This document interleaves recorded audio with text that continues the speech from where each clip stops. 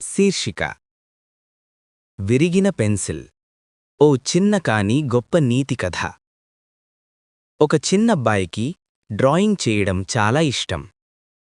ఒకరోజు అతను ఎంతో ప్రేమగా గీస్తుండగా అతని పెన్సిల్ అకస్మాత్తుగా విరిగిపోయింది.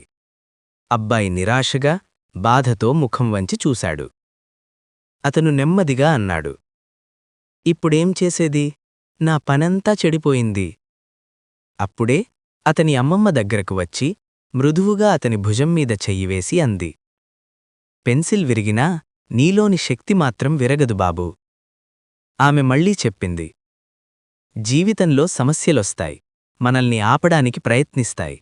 కాని ఈ పెన్సిల్లా మనల్ని మళ్లీ పదును పెట్టుకుని ముందుకు సాగాలి."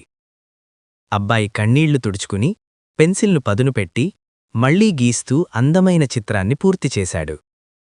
ప్రేరణాత్మక సంగీతం కొంచెం పెరగాలి.